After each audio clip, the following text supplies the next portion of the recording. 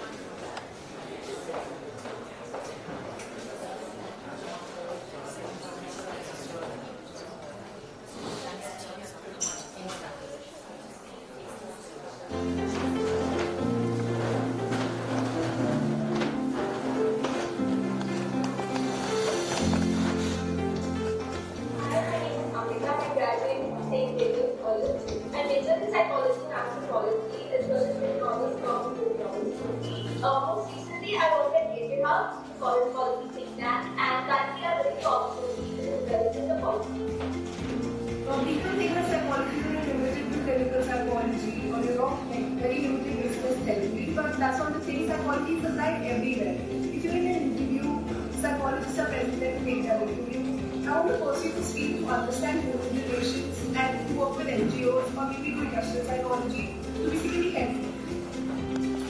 It makes me a much more critical thinker. Everything that I see, be it politics or the society around me, it made me so much more of an observer. And I think about much more things that I never thought about before in certain ways that I wasn't introduced to earlier. And that has really helped me. And I actually like being this way. I feel good about myself when I study the arts. So I guess that's why. In the future, I plan to actively take a role as a public policy researcher or work in the field of policy because I have a background in sociology and plan to study further before I enter the career. I'm studying psychology, literature and philosophy towards finance. And I'm also an actor and a singer, so I practice theatre by the side. And I'll also go for the few shoots over there whenever I get selected for it.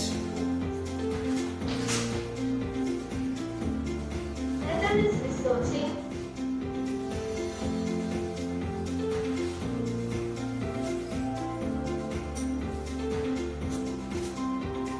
Hi, my name is Amrita. I graduated from St. Xavier's College. I majored in psychology and then it's researching and actually adding something of value to the topic that you are dealing with. Another one is engage with the community and whatever work you've done in a way that other people are able to understand it and appreciate it.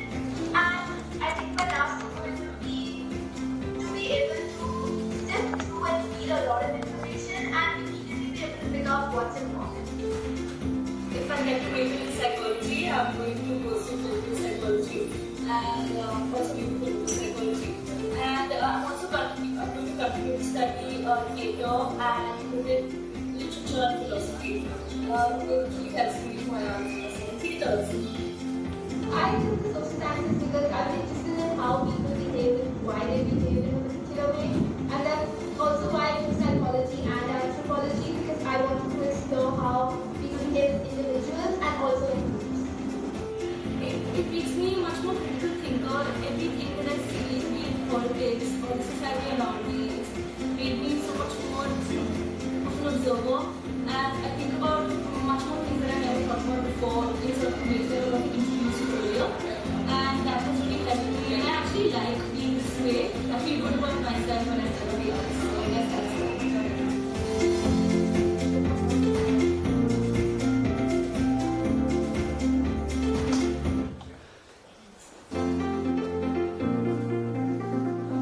Industrial organizational psychology is a fascinating blend of both business and psychology. It allows the consultant the opportunity to design interventions in organizations to help with performance, selection, diversity, and just a number of things that deal with organizational effectiveness. Businesses are always looking for people, consultants with skills that are capable of coming into the organization and really designing effective interventions. I can tell you about an experience I had where an organization was pretty much rudderless. I mean, just no direction at all. And I actually went in and designed a strategic planning process for them that allowed them to come up with 5 key areas where they had strategic goals by the time I left. They also had a way of measuring their effectiveness in terms of achieving those goals.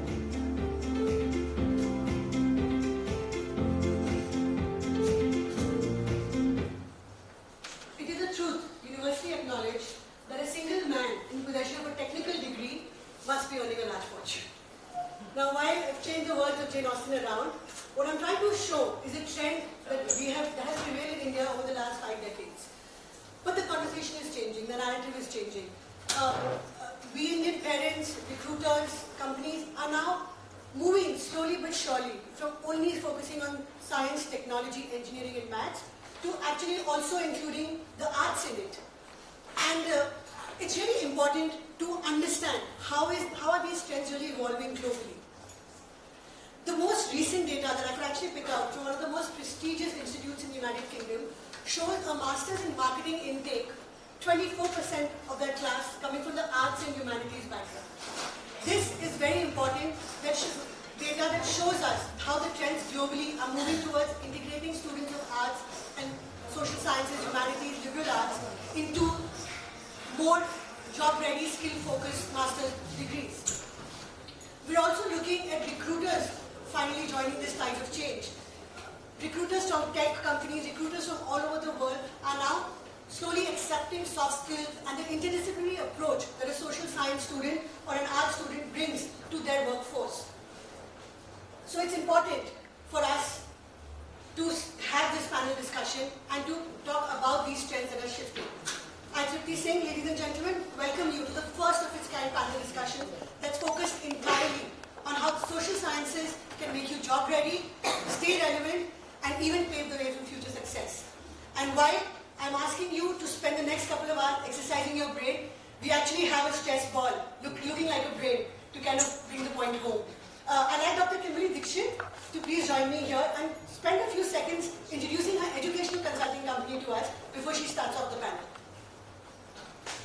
Thank you, Tripti. Good morning, everyone. Thank you so much for coming here and taking time out on a Sunday morning. I know that's a sort of sacred, literally, sacred time for all of us to kind of relax and unwind. So anyway, I just wanted to talk a little bit about the Red Pen and what we do. We've been doing education consulting for the last 8 years, and we have sort of grown into a very sort of robust set of offerings that help families and students really understand education landscapes at any level, in any sort of place in the world. That's what we try to do, is kind of bring those realities to the India context, help people understand, this is, especially parents whose experience is only in one place, maybe help them understand, how can different opportunities relate back to the context here. And so, I think it's really important today, and I really appreciate you taking so much effort to set up this panel with our guests here today, and people have flown from around the world, so it's really quite an honor to be here and speaking with them and talking about this really important topic. And in my experience as an American in the last 8 years, advising Indian families, is I've seen, of course, and this is not just true in India, it's true everywhere in the world, that, there are certain subjects and certain academic and career preparation pursuits that everyone accepts, right? Everyone thinks are, the way to go, and this is what you do if you're the best, and we all think, those are the kind of obvious and right paths. But I think there's a lot of room for other opportunities, and for students and families to kind of consider other things, in whether it's in actual visual performing arts, whether it's in traditional humanities subjects like history, philosophy, languages, things like that, or whether it's in the sort of social, what we consider the social sciences like economics, political science, psychology, education, things like that. So there are lots of opportunities in those areas, not just because there always have been traditionally, but in specific relation to the way the world is changing. So we really want to kind of bring that relevance to the discussion today and talk about how students who have a passion for these subjects should consider pursuing them, should understand what the opportunities are, and really sort of make the most of it and make an impact, because I think that's really what we all hope for all young people today. Thank you, Tripti. Thank you, Kim. Please take a seat. I'd like to welcome Dr. Brida McGrath from the very prestigious Chicago School of Professional Psychology to come and speak to us about the institution. Thank you, Tripti. Thank you, Dr. Kim. I'm delighted to be here. I came for this event, but I must say, meeting my colleagues here and having the conversations that we've been having about this topic over the last couple of days has been very enlightening for me, and I hope we're going to be able to share some of those thoughts and ideas with you. At the Chicago School of Professional Psychology, we offer a variety of different programs, not just in psychology, but, as I'll explain to you later, in a variety of different social science areas, because psychology is no longer just a singular profession. It's an aspect that's part of a bigger approach to the world, solving global problems, addressing issues, and creating professions for people that really are emerging needs. And so, as a former educator, currently a psychologist and administrator, I'll be able to share with you some examples of how we can offer ideas and suggestions and opportunities for you and for your children. Thank you, Dr. Brida. Dr. Chetna Duggal is here, joining us today from the Tata Institute of Social Sciences. Dr. May I please welcome you to join us and also talk to us a little bit about the Tata Institute. Thank you so much, Tripti. I think it's wonderful to be here and see so many young people. and parents here to talk about social sciences, so it's a pleasure. I'm from the Tata Institute of Social Sciences. We are an institute of higher education within social sciences. We provide many undergraduate and postgraduate programs across various disciplines in social sciences, including psychology, social work, HR. So I'll be here talking about what are the kind of programs that we have and what kind of careers do we get young people ready for. The ethos that we work on is social justice. So we're looking at creating young professionals who are going to be able to respond to the changing social realities. And maybe in the discussion we'll share more about this. Thank you. Thank you. Can we please welcome with a huge round of applause Dr. Claire Cowie from the University of Edinburgh. She's from specifically for this event. And Doctor, I'd love for you to also talk a little bit about the research that you're doing in India. It's so interesting. Thank you, Jyoti. I'm very pleased to be here. I'm a linguist and an academic, and I've been doing research in India for off and on for many years now, but this is the first opportunity that I have to actually talk about the school that I'm in at the University of Edinburgh. And I think that this is quite a unique school. It's the School of Philosophy, Psychology and Language Sciences, but we're also right next door to the School of Informatics or Computing at the University of Edinburgh, and so we work very closely with them. And this is really different in that typically in the UK anyway, disciplines like linguistics would usually be part of languages faculties, and philosophy departments would typically be next door to history, and so it's quite unusual for linguistics and philosophy to be in the same school as psychology, but this is actually providing us with some unique opportunities to put subjects together in a way that creates new opportunities for our graduates. It's possible for our linguistic students to take courses in programming, and it's possible for them to do courses on simulation, and so we together can provide courses in cognitive science, and there's an emphasis on human cognition and also on machine cognition, and we think this is a really exciting development in the social sciences, and I've been trawling through lots of bios of our graduates today and what they've been doing since they graduated, so I'm hoping to be able to provide you with some examples of that. Thank you, Dr. Cowie. Please. Ladies and gentlemen, our final panelist for the afternoon, Mr. Roland Mascarenas, young professional who's already donned many hats. And Roland, if you can just take us a little bit through your professional journey. Sure. So there's a lot of different brands up there, but in a nutshell, I had no idea what I wanted to do with my life up until the age of about 27, 28. So what I think I'm going to be focusing on today is kind of two aspects. The first is about crafting narrative to your career, which is really, really important.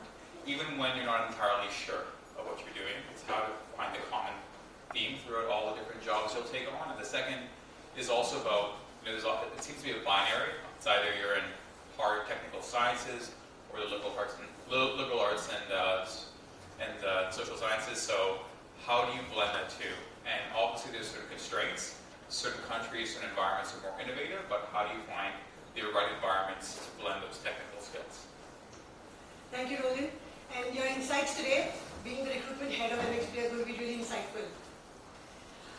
Ladies and gentlemen, our moderator, Mr. Ramit Singh Arora, joined us from Delhi today. He's the Chief Operating Officer at Hindustan Times Digital currently. But again, the perfect example of what an interdisciplinary expert in the 21st century looks like. He's done a lot of hats, and he's done a lot of amazing stuff in the media and the advertising space, and it's going to be fascinating to have him lead this conversation today. Thanks, Jyoti. I'm looking forward to it as well. What a fascinating discussion. Yeah, I have meandered my way through life, pretty much like Roland. So I studied economics and management, communication, did advertising for many years. In advertising, did research, did consumer planning, did account management in business, and then launched a TV channel for Colors as part of a startup team, the Big Boss and the Cutthroat, which is a far cry from the work I'd done before. And then McDonald's, where I actually created part of the menu that's in McDonald's today, led sort of projects there, did marketing, strategy, and then got tired of all of that, wanted to be part of the new age, so decided to move the internet way and did global marketing for Zomato, which today is of course a very, very exciting brand.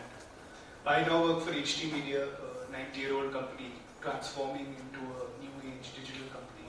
I run the digital operations, so superb, finally here. I'm so glad I'm part of the conversation. Excellent. Thank you so much, Mr. Arora. Please have a seat, and I leave the panel to you now.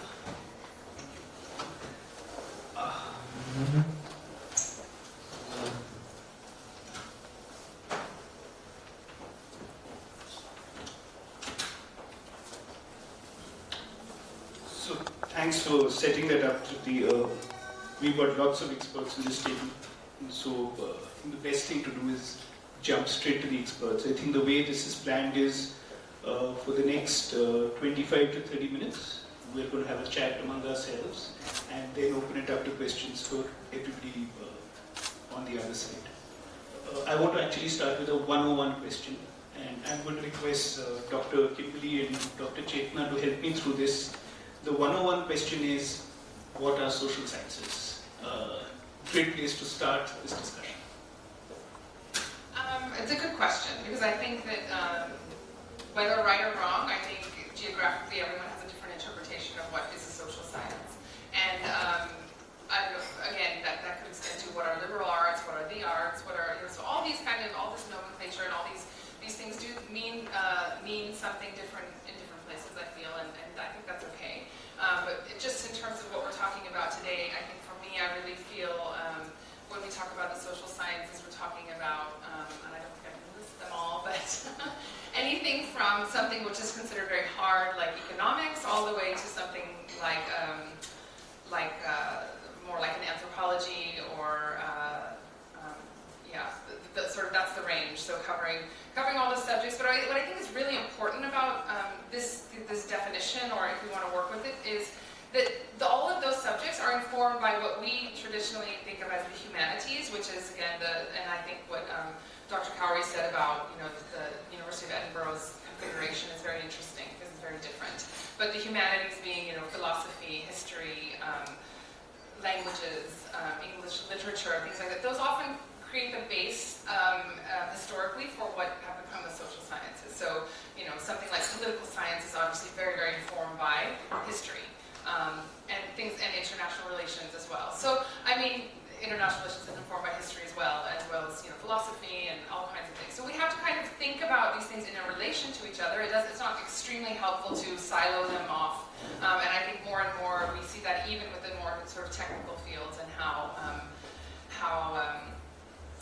they are kind of starting to inform the social sciences and the way we understand people and problems that affect people. So I think while it's important to make that distinction in some conversations, it's also important to understand that the way we think about academic disciplines today can be very sort of cross-pollinating, I guess you would say. Would you like to add to that?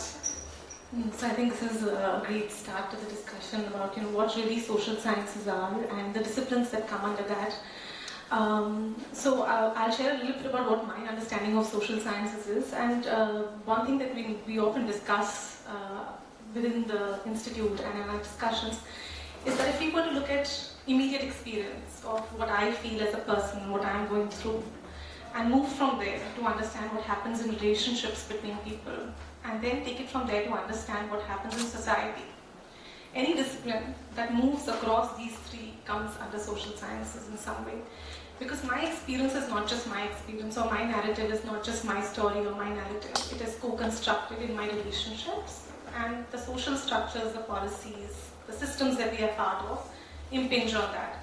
And any discipline that engages in analysis of that, or tries to understand human experience, not just as only part of that person's experience, but tries to unpack and deconstruct how social systems create that, is a discipline that focuses on social sciences, which is why political science, psychology, philosophy, all of these economics comes under social sciences, where we're trying to understand how different systems come together.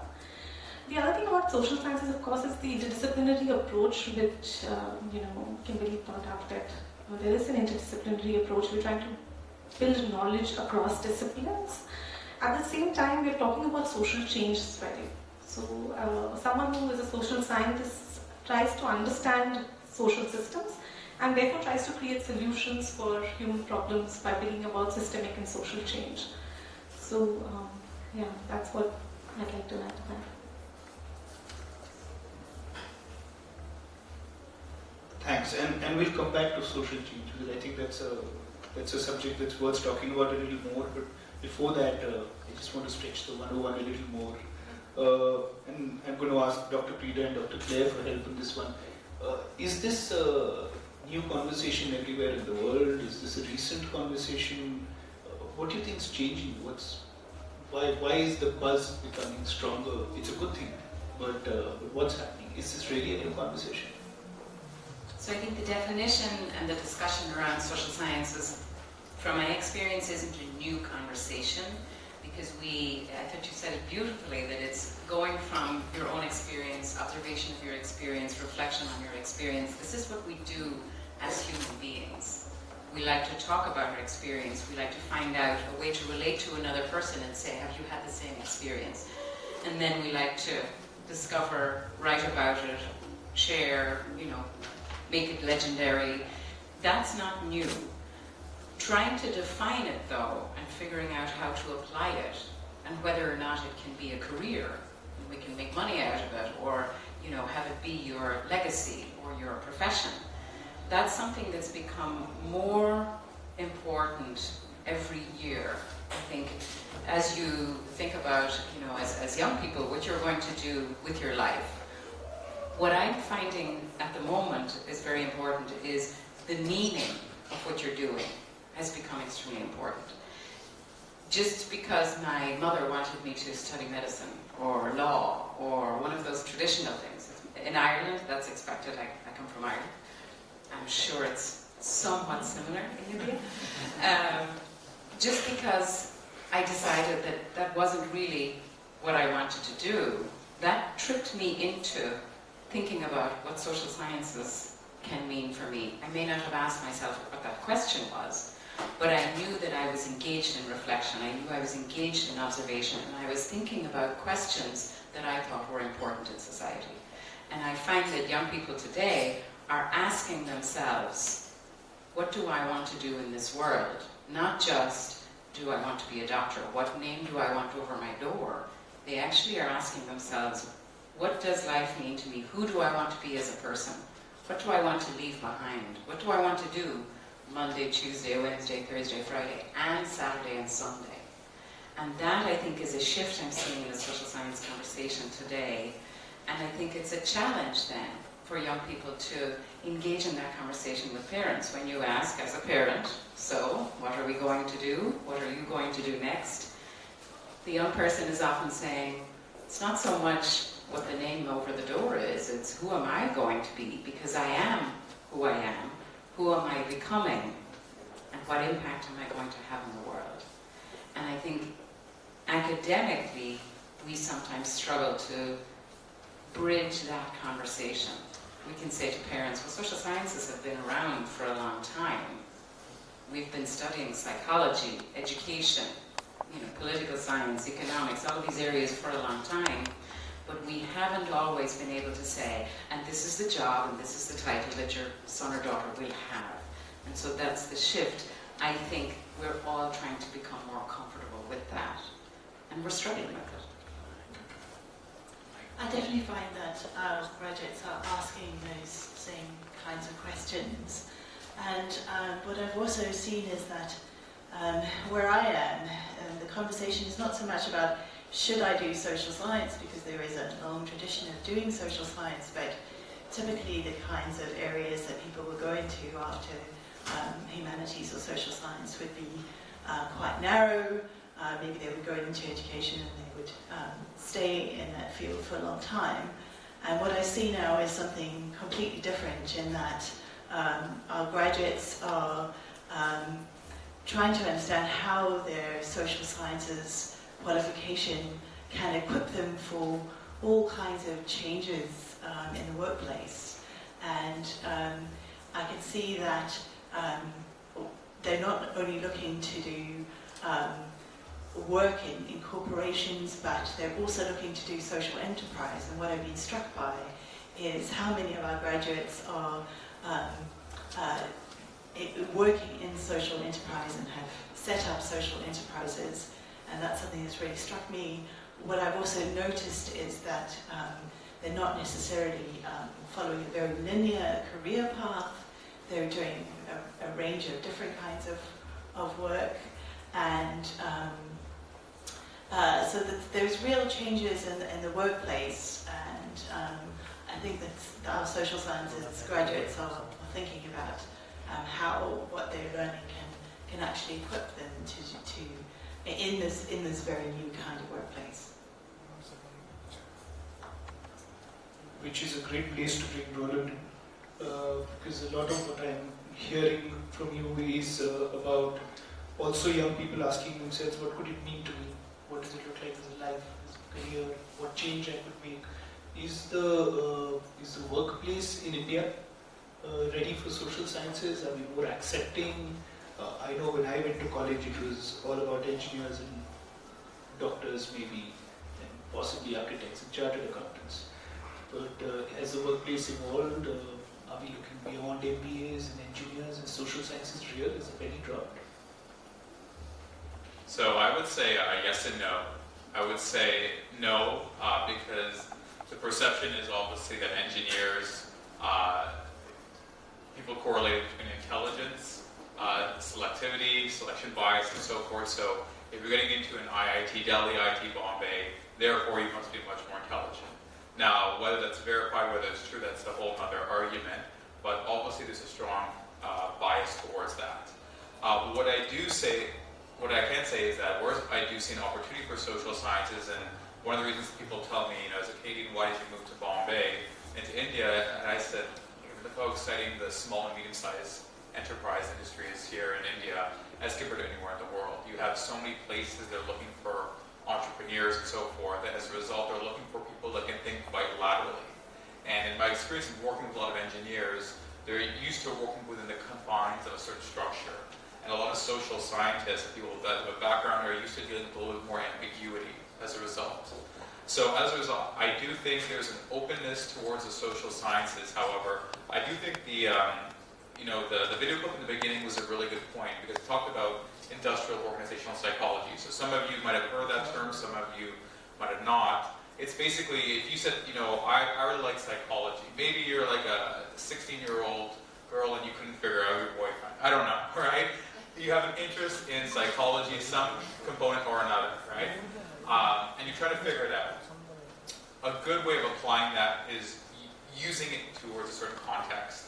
So if you said, look, I like this and apply it towards business in a certain way, and your interviewer asked you, okay, I understand what it means, but I don't understand the relevance of it in my workplace. Maybe in a Mahindra or a Tata, there's a lot of segments and a lot of functions that need that. But I don't really see it compared to a small and medium-sized business. Well, then you say, well, look, Google has basically pioneered it as some of the best people in the world, right? Facebook is competing for some of the best people in the world. What I do is I'm constantly assessing as an industrial organizational psychologist, how do I get the best people? How do I make them motivated to work for me? How do I get them the best price? So I do think if you bridge the gap between the concept of social sciences and how people see in the workplace, it can make a lot of sense. Makes sense, and maybe later in this conversation we should come back to what's the skills that are coming out of social sciences and how they marry into the skills you need. But before that, I want to go back to Dr. Brida. There's this lovely interview excerpt I read a few days ago, and it talked about a project called Project 1948 and a social science student and the skills she had honed. I thought it would be very nice to put an example into the mix as we go into the next part of the conversation, which is about skills. On this student, what are the skills, what actually happened, and what Project 1948 was about. It's a wonderful story. The student, or graduate now, Jennifer White, came to us at the Chicago School with a bachelor's in, I suppose you'd call it social sciences, liberal arts, a very mixed bachelor's. She knew she wanted to come to the Chicago School to do a master's degree in counseling. And so she did that. She wanted to work and develop skills to work with people who had been traumatized in various different ways. She knew that there's a specific skill set that you need to acquire to be able to do that. When she finished her master's, she sat for a clinical license and was able to practice as a counselor. But she wasn't done. She wanted to move beyond, you know, a local area counseling practice. And she was really learning that counseling and psychology are moving beyond the idea of just being a clinician, having a private practice and doing counseling sessions. That's really not where the field is anymore. That's a small portion now of the field. Where we're moving towards is engaging in relationships so that we're solving problems as groups of professionals that have interdisciplinary skills. She also wanted to be able to have a global impact. She felt that her skills and her background were really too narrowly defined and too narrowly geared towards the United States. She wanted to increase awareness, and some students come to us really painfully aware of the fact that they are still living in the town they grew up in and know nothing about the rest of the world. And that's a particular problem in many cities in the US, that people don't have experience or perspective on what it means to live somewhere else. She was very aware of that. So Jennifer decided to do our PhD program in international psychology. And as her dissertation research, she wanted to do something that was both quantitative, numbers-based, evidence-based with numbers, and qualitative, that was looking at people's experience. Because in the social sciences, we look at not just the numbers, but also the meaning, the color, the gender, and the interpretation behind those numbers. So what she did was she did a photographic study, somewhat like an ethnographic study, of the experiences of people. And what she ended up doing with that project was having an impact on policies, public policies in Bosnia. She's now a special advisor to the UN, the United Nations, and uses specifically photographic records and documentary evidence to inform policymakers about what the experience of people is on the ground in relation to the policies they're putting in place or the policies they're trying to develop. And so she's getting community feedback and community input that's being used to develop policy rather than just think tanks that don't have a connection to the community. And so it's an NGO that she set up herself. And so she's able to do, as a social science graduate, she's able to work in counseling, have a private practice, she's able to work internationally, she's able to work with the UN, and she's able to have an impact on multiple different scenarios and teach. She can teach for us in the Chicago School in our international psychology program. And so she's realizing a lot of different goals through these various different skill sets and qualifications that she has. That's a fascinating story, and you know, a success story in so many ways.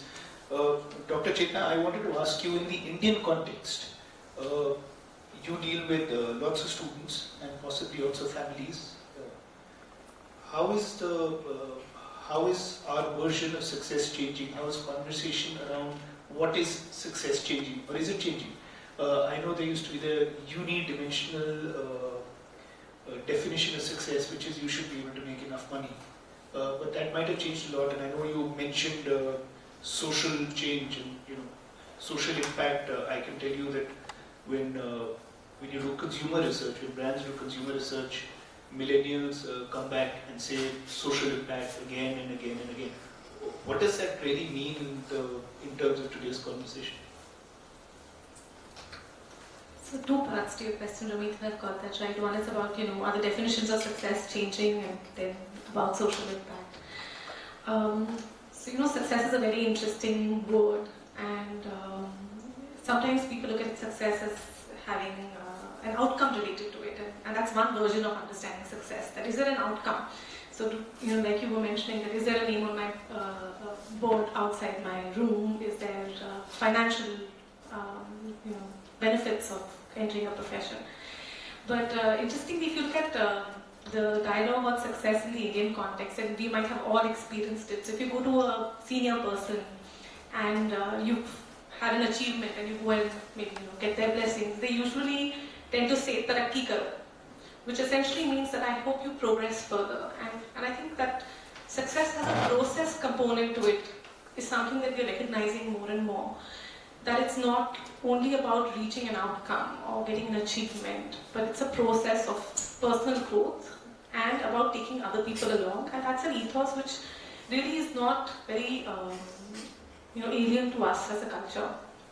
So it's not just about achieving personal success, but how do we ensure that the community grows as we grow. And I think what you were mentioning, that people are looking at finding more meaning in their profession, are looking at personal growth and development, and that sort of links to the fact that people are looking at social impact. So this idea that Roland was bringing about what is your story, people are bringing that conversation in, that I am looking at creating an impact, I am wanting to bring in change. And the truth is that social realities in India are changing, and there are many real world problems that we need solutions for.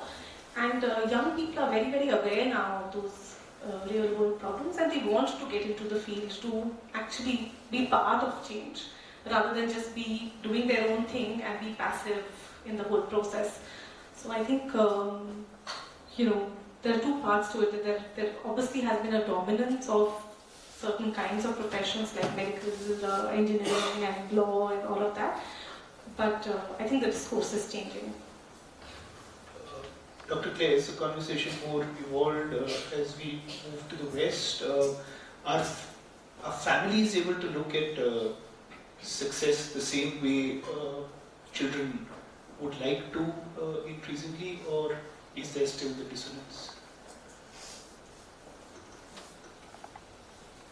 Yes, I think it is very different.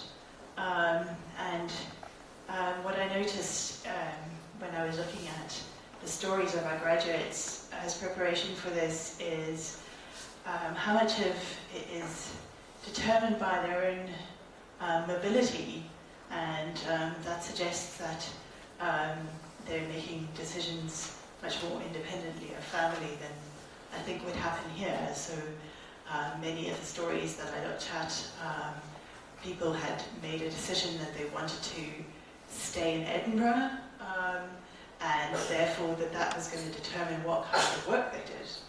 And so, for example, instead of maybe just going into a large placement program, they would end up doing a kind of portfolio of very different kinds of work, maybe working in a temp agency, which would lead to a more permanent job, and all with a view to trying to make a career in a certain place. So I think that's something that's probably quite different, in that you have an individual who's deciding where they want to live. Or you might have somebody who is deciding that they want to work in one of the big companies and go through a placement program with those companies and be led by that. And so that's also something that's somewhat more individualistic. Thank you. I'm going to look at Roland and Dr. Kimberly for the next question. So I had promised to come back to skills. And Roland, the question for you is 21st century companies, what's the key skills these companies are looking for? And Dr. Kimberly, if you can help us do that match and do social science students bring those skills to the table, I think that's an important part of how we define success for the audience here. So let's start with you, Roland. Sure. So I think there's two different ways of looking at it. There's the conventional story that everyone hears in the media, which is a bit of fear-mongering about the displacement of jobs. There's the Oxford McKinsey studies about 47% of jobs will disappear and so forth. And I think the truth is most people actually don't know. I think there's an anticipation of what will happen in the future, but most people don't know. The better way I look at it is that you don't need to necessarily be a coder, but you should understand technology. You should understand the world of technology. You should understand the world of automation, a little bit about AI and so forth, because It doesn't matter, every single company will have a tech component because of efficiency, because of scale, and so forth, right? Even if you're in a traditional business. So I think it's important to understand the world. In terms of going back to your original question, is what are the skills? I think the first thing is, it talked a little bit about emotional intelligence, social skills, but when I was reading some of these books about why is that important, they never really give context. And I think what I see is more and more there's fragmentation. There's more fragmentation in the market. You know, some people estimate, well, some of these larger companies, the larger, older Indian companies survive. So more and more there's fragmentation, more and more companies are competing against themselves. And the only way to capture people's attention is through understanding psychology, is through understanding what people are thinking, is through building relationships, is through understanding marketing and so forth. So I think skills, you guys have a lot of lateral skills which are really important, which is creativity. You have to understand consumer psychology well. I think a lot of these are tied up with conventional liberal arts and humanities. I do think the second aspect, which is really important, is about narrative, which I brought up at the beginning. So I'll talk a little bit about that, and I'll give two different perspectives on that. So the first is, when you have countries or contexts that are very high in innovation, for example, IKEA just came here a few months ago, and Sweden traditionally is very high in innovation. Maybe some companies and countries are not as high in it. What you could potentially do is blend technology and the liberal arts. And the example I give is, Tesla has hired a PhD in anthropology to look at autonomous vehicles. Tinder and the Match group has hired a PhD in sociology to look at data and how people interact with each other. So that whole intersection of design and data is really, really important for the job. So I think even if you come from a liberal arts background, you should have an understanding of how the way that world works. I think the second aspect, which is I think is quite important, is if you're a liberal arts individual, is that there's different models of what should people learn. And I think traditionally it was the T model, which is you should have one specialist focus and you should be a generalist across. And that specialist focus is what would make you separate yourself from others. And I don't necessarily believe that's relevant anymore. I think more and more we're seeing it's kind of a pie model, right? The 3.14 sign, which means you have to have one or two specialties, and at least one of them should be separating yourself from others through a narrative, and then you have to have general skills across. So I'll give you a personal example. I was trying to figure out my career. I had a lot of different things, and I was jumping at different things, and there was a common theme, but I really wasn't sure. And as much as I was thoughtful and articulate about it, I wasn't sure, what was the common theme. I started off as a teacher in Canada, then I did some stuff in nonprofits, then communication and so forth. There's a lot of different things, and gradually moved into HR. And the more and more I saw it, the common theme was about people development. Whether it was a teacher, whether I was in, working in nonprofit, whether in HR, the common line was people development across multiple industries and functions. And more recently, it's about my strength is small and medium-sized businesses, strengthening them in their growth phase. So I think that is also, when I retrospect and look back, that's a narrative that works for me, but it's also a common theme that I hear. So I think understanding a certain narrative, looking back, and sometimes if you're not even sure, you have to work with someone on that. I think that's really important. Thank you. So I guess the question to me is, how do academic opportunities match up with these skills? Okay. There are many ways I think that these things can be achieved. And I think what Roland is saying about technology is important, and I think it's probably not something that would escape any young person today. That is, how to interact with technology, what it does, that it's an important piece of what anyone does. But I do think that in many of specifically in the social sciences, almost all of them that I can think of, there is a lot of quantitative work, and there's a lot of skills that you can build to, I'm just thinking of my own personal experience many years ago in college. I started as a sociology major, and then I shifted to an anthropology major. So they were similar, but there were some differences that made that move make sense to me. But when I was a sociology major, we did so much statistical work. We worked with statistics and programs that we used to, and again, like I said, this was a long time ago, so now I'm sure it's much different. It's still I'm sure you still do it. I'm sure it's more advanced. But The point is just that I remember thinking, you know, this is a skill. I know these 2 programs that I can use to analyze social data, and I know this. This is a hard skill I have, and no one can take that away from you. So when you then go into a job interview anywhere, I mean, really anywhere, like Roland's saying, you know, maybe you build a story around something. It could be building a story around that skill that you have with that particular, you know, that particular, I don't know, program specifically, or it could be, you know, around something, but around something else. But I'm just saying that in the social sciences, you do learn all those skills that you can then very obviously and apply to any sort of job function. And that's a good sort of foundation to have, I think, for young people.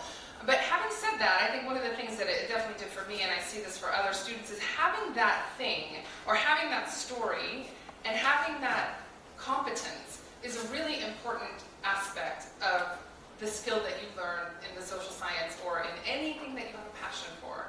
So when I meet students and families where they say, well, the parent is saying, well, he likes, you know, political science or international relations. What is he going to do with that? I think, you know, he's also getting an A in biology. I think he should pursue, you know, biochemistry. So I'm like, but he doesn't really like biology. He doesn't really want to do that. So my point is just, you know, yes, we can push that child into biology and they can maybe eventually get into international relations. But the point is just that getting a student to a place where they feel okay, and I think it was really interesting that girl repeated twice that doing this academic course makes her feel good about herself. She feels good. She likes what she's doing, and she's good at it, right? So becoming that expert. So yes, there are the, you know, analytical skills, the skills of putting ideas together, the skills of, you know, understanding relations between all kinds of ideas and experiences that come from the social science. There are those hard skills, those computer programs, that statistical modeling, all of that stuff, and just the confidence that comes with knowing, you know, I am good at this. This is what I love. I've pursued it and I've done it. So I do think that that's a big sort of component of what studying, whether it's the social sciences or anything, what you really like is a very important skill that you can bring to a workplace environment. Yeah, and I think if I can just add, I think Kim brings up a really good point, which is I don't think a lot of parents push their kids on this enough. So it's often a binary, it's, you know, political science or biology, right? I think a lot of your jobs as parents to really work with someone to think through, okay, so how do I blend these areas? Maybe healthcare policy, right? Maybe innovation. I mean, the whole healthcare space is innovating rapidly, right? So how do you figure that out? I have a family relative who's in this exact same scenario. So his name's Ian. From a young age, he was quite always charismatic, you know, real great people person from the age of 14, 15 years old, and his mom thought he'd be a great doctor. so I guess that's the trajectory that she saw, and I said, like, it's not going to fully utilize his skill sets because and I know this because my father's a physician, the structure of medicine it's often transactional, right? Depending on the type of practice you run, the type of opportunity, that's very transactional. He maybe not will be fully able to utilize the skill sets. So he got into management consulting, and he's now working on healthcare, something he's actually quite interested in the space of medicine and consulting, which utilizes his skill set, his interest in business, and so forth. So I do think it's a lot of your job as parents to find the places where there is innovation. And I think why innovation is really important is that, number one, you have people in this industry that are really, really interesting, that look at the world very differently, that see things that most of us don't. Number two, I think that's where the future is heading. Whether we say India is a separate country or not, there's a clear gear towards westernization, and that's where innovation is clearly coming from, whether it's Sweden, whether it's the United States, and so forth, right? I mean, the model of big tech in India is not very different from big tech in Silicon Valley or Boston, right? So I do think finding different ways to see your child in the right space and work and doing a lot of informational interviews or having them job shadow, whatever it is, can help a lot. Thanks. I do think the liking what you do is a skill. I studied biology in school because for various forms of pressure I thought I should be a doctor. I ended up studying economics in college. advertising in my postgraduate, became a marketer, now run a news tech company without ever having done news or being a technology person. So I do think it's a skill that works. And yeah, I mean, I don't want to make it sound like I'm saying, do what you love. That's not really the advice. if you just sort of hone skill that you're more tuned to, you're likely to, So I promised we'll move to audience questions, but before that, one last question, and I'll just open it up to everybody. It's election day tomorrow, and we are in the world's largest democracy, and I know lots of young people are very enthused about making a change, and we've spoken about that. And just from the point of view that India is this emerging democracy with its billion problems, or problems for a billion, and so many of these problems are interconnected, their relationships, they're societal, they need to be solved, and technology is one part of how we solve them, but clearly a lot of what we've spoken about today is the other part. Just some thoughts on that concluding thoughts before we move to audience questions.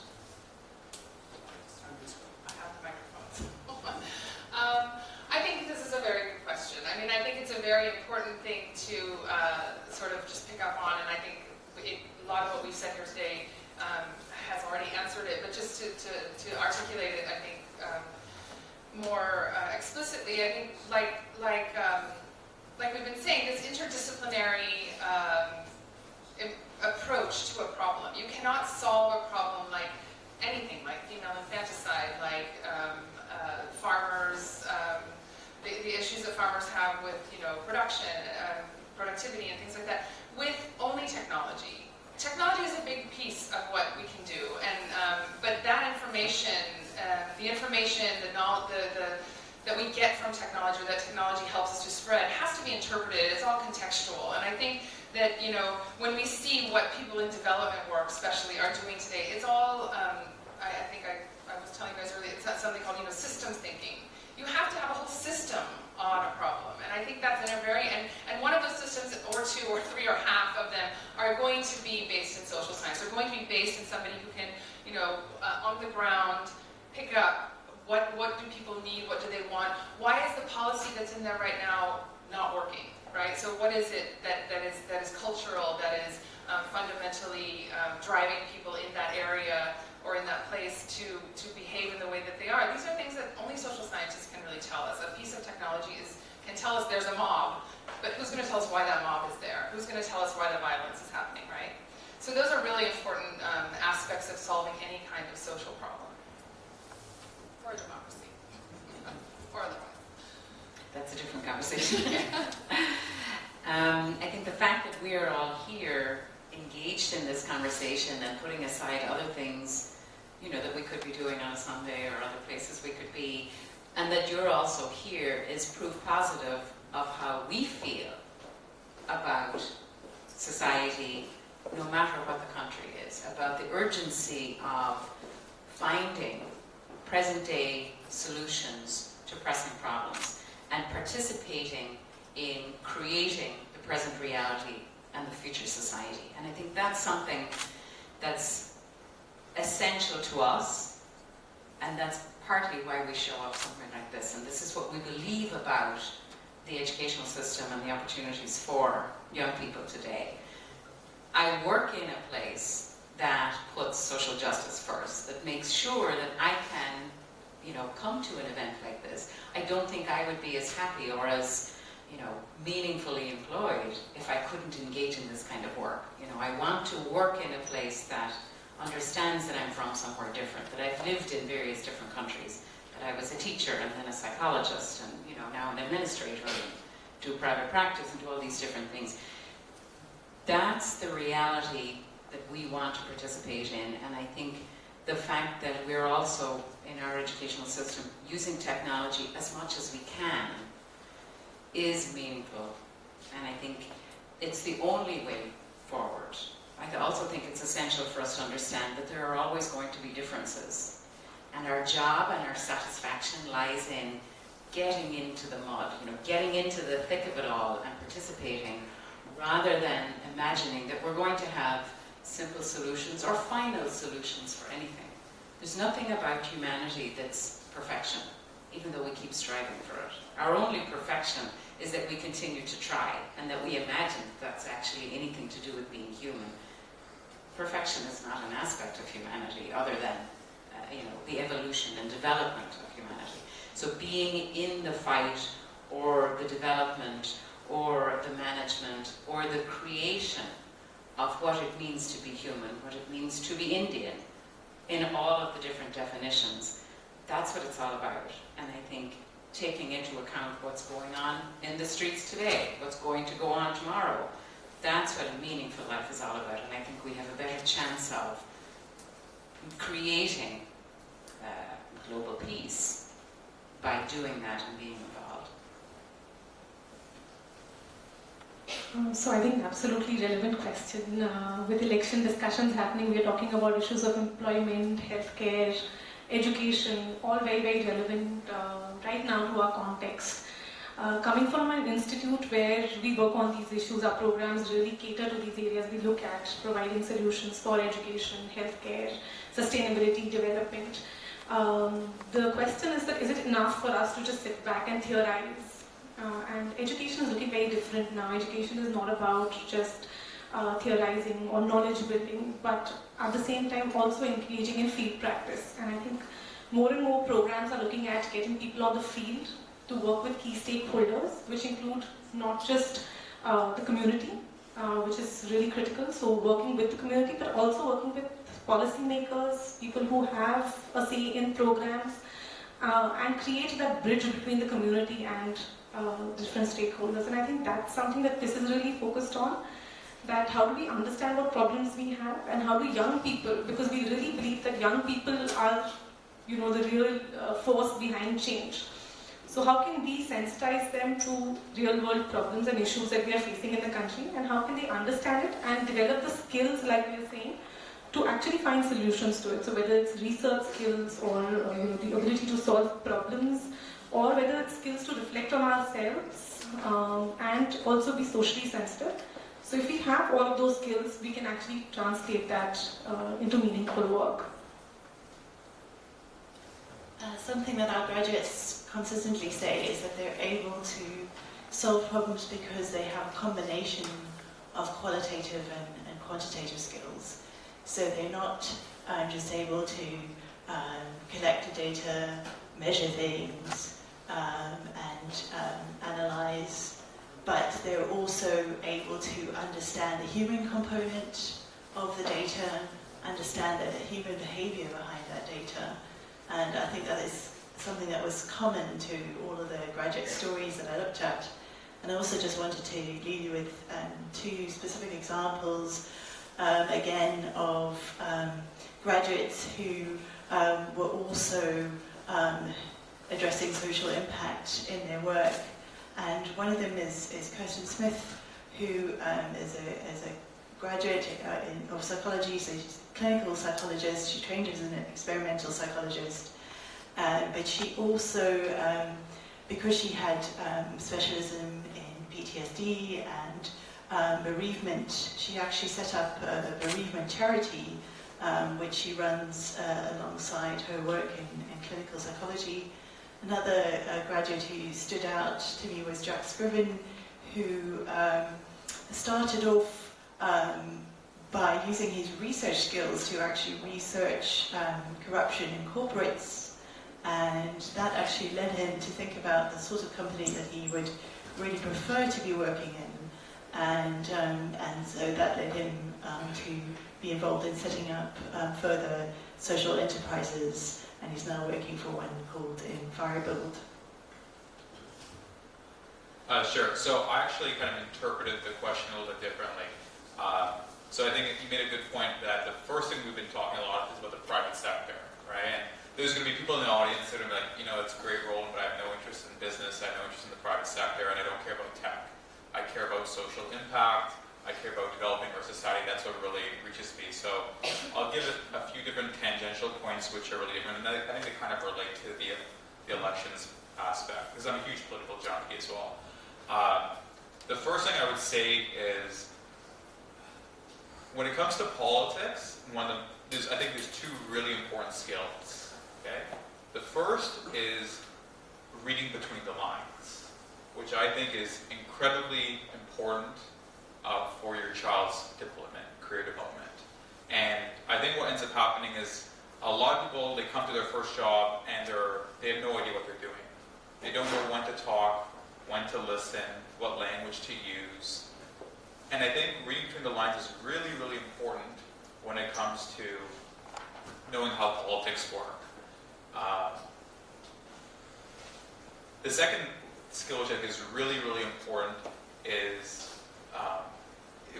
the term was used was stakeholder management, which is a nice way of saying you have 5 to 10 people that are warring each other for power, and they all have conflicting interests. How do you find a common ground between that? And I think it's one of the most important skills that every young person should have. And I'll give a personal example.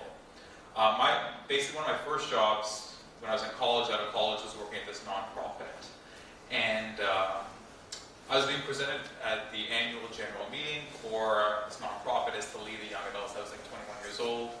And even before I was presented at the AGM, people were shouting and screaming at this AGM because they didn't understand why we were spending money in the young adult sector, which is basically ages 18 to 32, is losing money, etc. Now my style was kind of, as one person would later say, was a bull in a china shop. But I put enormous pressure on myself to deliver results. Now that worked in my favor, but in a lot of different circumstances it would not work. So I think if you're following elections, you're seeing what Congress is trying to do to win coalitions in different places, whether it's Eastern or Western UP and so forth. It's really, really important to manage different stakeholders, and I think it's a key skill, knowing how to listen, knowing to see what really motivates, what makes people tick, and know how to have the balance of power. So if you're interested in politics, don't watch House of Cards, right? Watch a show called Borgen. So it's a data show, B-O-R-G-N, and what it is basically, it's a woman who has unexpectedly become prime minister in Denmark, has a low center of power, and she has to work a coalition. So I think that skill is really, really important. And the last thing I would say is, say you're someone who's interested in the career, and that's the skill set. Talk about the career aspect. You're saying, Roland, I've heard a lot of bad things about working for the government besides the IS, right? Where are the different paths? I would say work really hard to find interesting people that work in this space. And what I mean by that is there's some really interesting things that are happening in India. For example, the mayor of Pune is a Harvard graduate, I believe, and very technocratic. I know the chief minister here as well is very much into technology as well. Andhra Pradesh is a big believer in city development and city planning. So there are definitely some pockets. So don't try to go for this huge idea, we're going to change, we're going to change the level of suicides in Maharashtra. Think about what you can do in a smaller segment, understanding who are the different people that have power and where you fit in, and bring people together in an unconventional way. Thank you. We'll move to audience questions, so we can move one mic there now. We can move this one.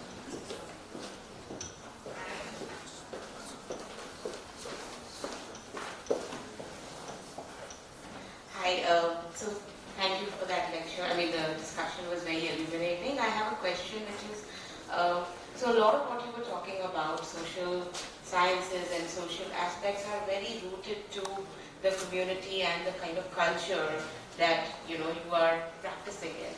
Having said that, how does an education in social sciences translate if one were to study in a different culture? And I mean, does that work for example? Like, suppose my child studied in Denmark or Sweden, where social justice is very, very strong, and came back to India to work, would she fit in?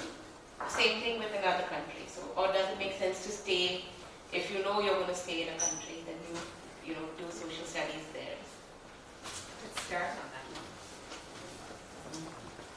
one. I think a number of us are examples of how that works. I did my undergraduate degree in Ireland as a teacher, And at that time, I loved teaching. I didn't imagine that I was going to end up living anywhere else in the world, but I knew I was interested in travel and had many family members, you know, in different parts of the world. I learned a strong enough skill set to be excellent at teaching in Ireland, but maintained my interest in world affairs, specific social justice issues that were going on across the world. And when it came to thinking about my master's degree or PhD, because I was still interested in psychology, I searched for a place that really uses psychology in everyday life. And for me, I interpreted that to be something about the society of the US. So I studied school psychology in the US because I had already been a teacher, and I wanted to integrate what I had done before with a view to bringing it back to Ireland.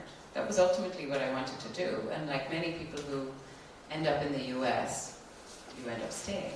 But I learned the assessment skills, the counseling skills, the consulting skills, a wide range of skills in that program in Chicago that I could have brought back to Ireland. But my interest in the opportunities that arose for me in Chicago were so vast that I was able to maintain an interest in Ireland. I did my PhD research on an international issue. I used Ireland as one of the countries of study, I used the US and I used Italy, and I maintained an interest and a professional scholarly kind of record on those issues so that I remained relevant in Ireland, and I remained relevant in a number of different places. Then what I also was able to do was to work with immigrants in the US from multiple different cultures, because what a person does when they go to another country and go to another culture is that they not just adapt to the culture that they move to, they actually increase their range of cultural competence. You become much more aware of the multiple cultures in which you're living. You know, and Chicago is a very multicultural city. And you learn so much more about multiple cultures and the skill sets that are involved in working with various different types of people, that you actually become much more skilled than just having two cultures. So you become, and the US really needs to learn from the pluralistic perspectives in the rest of the world, because multiculturalism really isn't as rich as the idea of pluralism from my perspective. So I ended up actually having more skill sets and more value and more opportunities because I was working across multiple different areas. And so I would be tapped for working with groups that I'd never had any experience with because I was considered more skilled. But I was also able to find more colleagues who were also bicultural or bilingual, or at least had that sort of deeper set of skills. So I do have friends who have returned to Ireland and worked in Ireland after having lived in the US, both in social sciences and in, you know, more technical and hard science areas. And the adaptation back has been very interesting. It is dependent on the field. That's what I'm saying. I mean, Yes. it's very dependent. I mean, Yes. I wonder if it's more dependent, you know, it's more independent if it were a tech kind of, you know, an engineering or a science degree as against a social science degree. I would say a lot of it has to do with what Roland is saying about developing your narrative. You know, if you're able to picture your relevance and are confident and competent in understanding the context that you wish to integrate back into, and you've maintained an interdisciplinary approach to what your profession is and what your professional identity is, they're going to find you, and you'll have more than one opportunity. But it's a great question, and it's an important question. And we honestly cannot imagine even what the work environment is going to be like 5 years from now. We really can't. And so maintaining your currency with whatever you can maintain your currency with, and reading broadly and widely is the way to do it. But I believe that interdisciplinary work is more important than it's ever been, and international work and global competence and cross-cultural competence is actually what everyone's going to be looking for. Thank you. If I could just add to that, recently I've been interviewing lots of Indian students who've come to the University of Edinburgh and into Italy, and I'm struck by how they really have mapped out how they're going to match up their undergraduate degree in India, their masters that they're doing in Edinburgh, and how they want to come back and work in India. And thinking particularly of many students that I spoke to who wanted to work in counselling. And they were specifically, and there's not many, I grant you, opportunities to work in the UK after your degree, and I think that that is a problem area. But those students who are able to stay for the 6 months, do really maximize that opportunity to acquire skills, and they have very clear ideas about how they want to apply those skills when they return to India.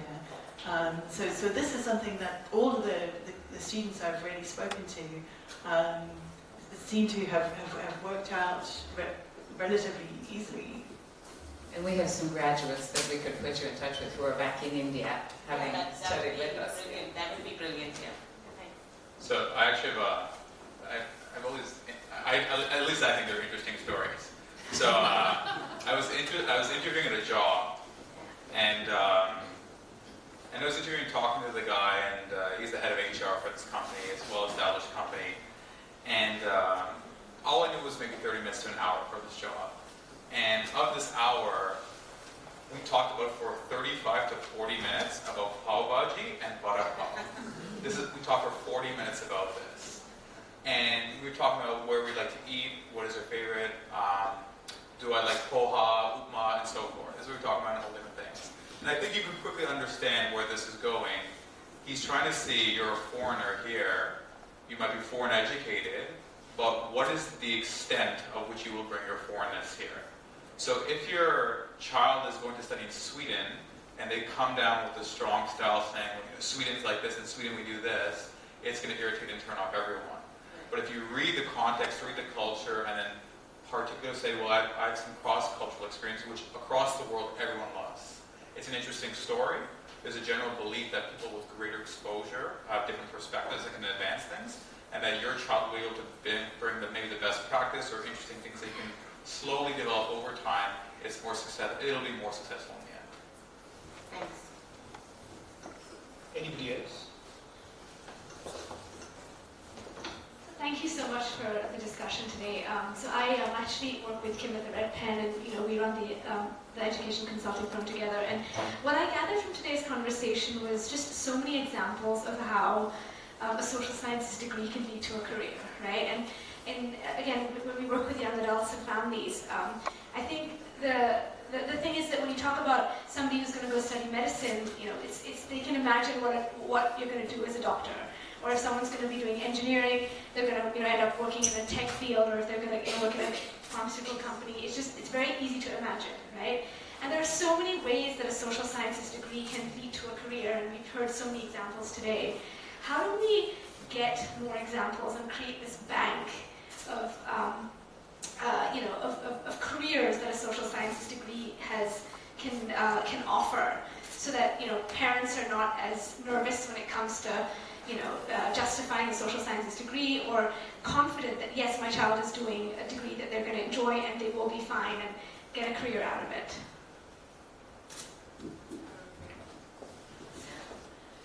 Well, I think as you guys have both offered, there are lots of students out there and at these universities and at many universities that we're connected to who can give us examples. Like that's a perfect place to start. I think that is the obvious way. But I think it's also very important, I think, to keep having conversations like this with people like us who give these examples, who are an example of someone who has studied a social science and understood how the skills it can offer and provide. But I think as importantly, and I think we are all very accomplished and interesting with great stories. I think it's also would maybe be quite valuable to do another panel where we have corporate leaders or or people who are in fields that that are maybe more varied, I guess is what I'm trying to say. I just remember it just reminds me of when I was in graduate school doing a PhD in anthropology, and with a PhD in anthropology you're really looking at an academic path, right? You're going to go work at a university and teach teach anthropology, and that was the way. But I was becoming slightly disillusioned with that and wasn't sure that, you know, I wanted to live in the places where the jobs were available and all that kind of thing, so I was exploring. And someone came from a big consulting firm and spoke to all the PhD students about how he was very ready to recruit you know, people in the social sciences. So he was looking at political scientists, sociologists, anthropologists, everyone.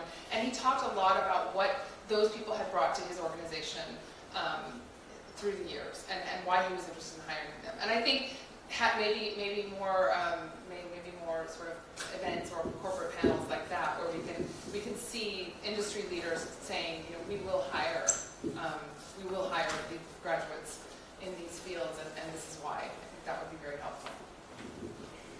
Yeah, I think just to add to that, I'm not going to tell you my personal story because it's a very boring story of a person who decided to do psychology when she was 14 and continues to do psychology now. So, not that story, but I'm going to wear another hat to answer that question. I'm the faculty coordinator for placements. That is. So we actually have interface with employers to talk about what our students can really go and do in the field. And it's really been interesting in terms of the number of organizations that we get every year coming to campus for placements for our students. So we have two kinds of placements that happen. One is, of course, there are a group of organizations who are looking for specialists. So then they would come in for someone with a background in social work or psychology or counseling. But there are a whole bunch of organizations that are coming in now who are looking for people with an interdisciplinary focus. So it might be an organization that's working in the area of research, for example, who want someone to be able to straddle both education and psychology. And they're looking at people who have the skills to do good research and also have the approach to engage in interdisciplinary work. So we sort of actually see the whole band, right from hospitals, schools, corporates, to actually a whole sector from the development sector coming in. So whether it's NGOs, INGOs, or community-based organizations, or people working in the area of social impact, who are looking at not just people who will go work in the community, but who are looking at creating positions for leaders who have basically the ability to not just do one-on-one practice, but also have research and critical thinking and that component, and they can liaison with stakeholders. So I think from a placement point of view, I think we have a lot of openings coming up.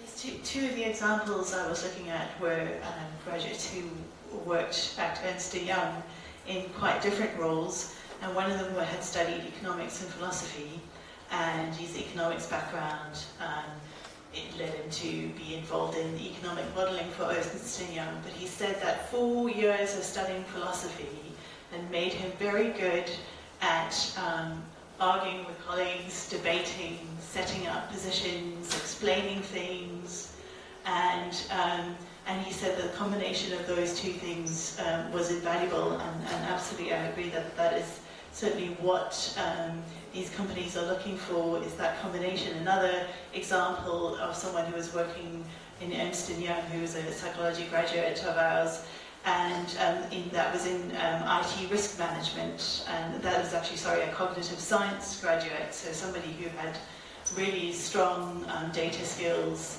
but then also people skills as well. So, and this is somebody who said that the combination of those gave them a very strong opportunity to have this kind of role at Ernst & Young. So I think, so Namita has asked, probably the question is on every single parent's mind, but no one actually wants to talk about. When you know your kid's going to medicine, you know there's a clear path to becoming a doctor, right? There's other options. When you come with the social sciences, how do you go there? So I would say I would look at this differently. When I was researching and reading about going onto this panel, I looked at the American Sociological Association. And remember, this is the body for trying to encourage sociology, and they said, oh, here's resources for careers. I clicked on the careers, it says, you must purchase this ebook, right? So it's not a good way of selling it, and when I was doing research online, I didn't find, personally, a lot of these bodies were very compelling. It didn't reach to me. If I was someone who knew nothing about social sciences, I'm not sure, based on the research that I was doing, it would speak to me. So I'll look at this differently, that I would say, you know, as well-educated parents here and students here, find who you think are the most interesting interdisciplinary people you know, and read about them, and see what are the different opportunities. And what I mean by that is, there's a lot of interesting people here who have different perspectives on things, and they don't always fit neatly into one bucket. For example, Manu Joseph of Mint has a lot of different articles on a lot of different interesting things. I read a lot from Tyler Cowen in the United States, who does a lot of stuff on data, policy, and so forth. So there's a lot of interesting people doing unconventional things. There's an excellent book which I would highly recommend. If you're a kid, if this is someone, a parent whose kid's interested in technology but likes the liberal arts, this book I recommended called The Fuzzy and the Techie. It's an excellent book which bridges it. So I think trying to find the interesting places, which are basically only 1 to 2% of society, but where innovation is really happening by trying to find interesting people, they all know each other, can go a long way. I was going to... There are some stories, by the way, which need to come to the fore. The big consulting firms, business consulting firms, till 5 years ago, 7 years ago, at least in India, only used to go to top management programs or the best management schools in the country and hire. Now they go to humanities programs and hire. They go to universities and hire undergraduate students and sort of grow them. So there are stories out there, so maybe there is cause for all of what you guys are saying. Yeah, I was going to suggest the same thing as Roland. The people that your children and that you find interesting or inspiring, those are the people that you actually need to research. You need to find out who they are and what they have done, because their pathways have interesting narratives and stories, and so that's one thing to do. Another thing to do is to look at the universities and contact the folks that are trying to recruit your children. Ask them for alumni stories. I know we have them on our websites. We have sections where we say, here's what some of our alumni are doing. If they want your child to be a student of the institution, then they need to give you the information that persuades you that it's the right place to come. The other thing that may be interesting to you is to ask a very academic question, and that is, what are the types of assignments that the students are doing in these programs? So for us, we call them signature assignments. I can tell you this because I'm the Dean of Academic Affairs for our programs, and I know the different kinds of final assignments, signature assignments, final projects, internship projects that they're supposed to be doing. That gives you an idea of what kinds of skill sets the degrees are preparing the students for. And you will find that, a faculty member in any of those programs will be able to give you an example. What kinds of problems are they solving? That's what you want to know. That's what social sciences is all about. It's problem-based learning. And so if you want the answer to that question, make them, give you what you need. Ask to speak to a faculty member in the program. Ask to, understand an example of a final assignment, a final project. Because students are no longer just writing theoretical papers. They're no longer just writing summaries of the research in the field. They're writing applied papers of what you're supposed to do now with the research in the field, or how do you apply these particular theories to your current context, or to an emerging problem, in your area, or to a particularly challenging problem, within your country. And I'm sure all of us would be able to give you examples of how to get into that pathway of information. So I'm a man full of stories. I'll just leave with one last one, which I thought was, it's the opening of The Fuzzy and the Techie, and I thought it's a really, really good example of the way life actually works out. And I had to read it 3 times over because I was amazed at how simple and yet how relevant it was. So it was basically this young girl who was majoring in fine arts, really liked theater, but she quickly realized, okay, there aren't too many theater jobs out there. And then she's looking for jobs, took up a job, doing some kind of sales on a contract, realized she was pretty good with people, right? And she could see a relation between, acting, which is you could adapt yourself, and communication, and relating to people. And she thought she was pretty good at sales. Then she found another job at Dr. Cron, this healthcare place. And she did so well at sales, they invited her to do a pitch at Y Combinator, which is probably the world's best tech incubator. They invited her with investors, and she just spoke, and here's a girl in her early to mid-20s. She spoke, but she impressed Paul Graham, a billionaire, one of the most powerful people in the world in tech. And he told her, why don't you come back in a few years, pitch me, and do something in healthcare. So she knew nothing about healthcare, she knew nothing about technology. Her interest was in theater. She says, okay, but I'm on this path, why not? And she started reading coding. She started learning coding herself. She says, I got to know some stuff about this. Forced herself to read the Apple manual, went through different classes. So basically what you're seeing is someone who had no interest, just by chance, and just life and the way life is working out, is gradually getting more and more into it. Developed a company called Eligible, is now the CEO. She's in, I think, in her late 20s, early 30s, and the company's worth $25.2 million, right? So I think what I really gathered from that is she didn't force things the way she wanted. She didn't let her anxiety rise. She just drifted, let it flow a little bit. But she was active in the choices she made around her. And she saw an opportunity and went for it. Any more questions? So can we give Tripti the mic?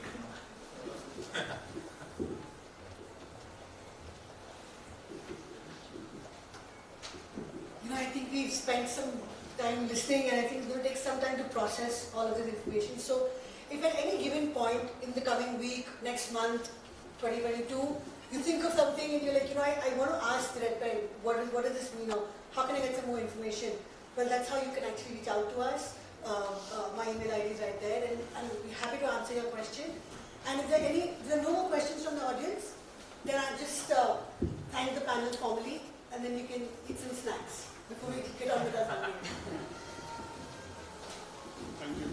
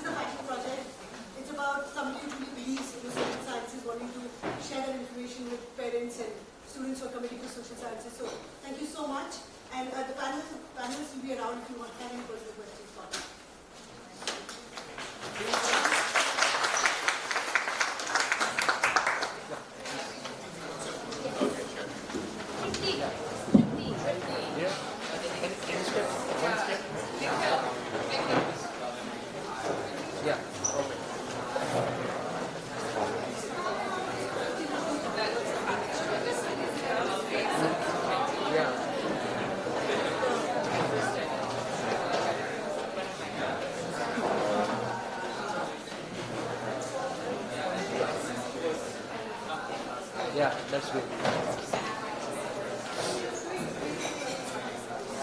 Okay. Yeah, I'm good.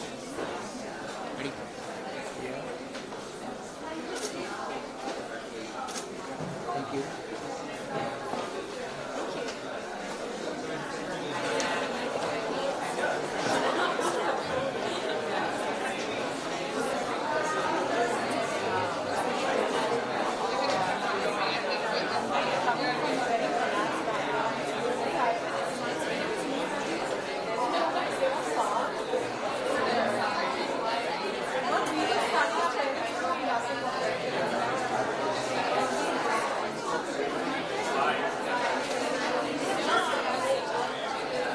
Just don't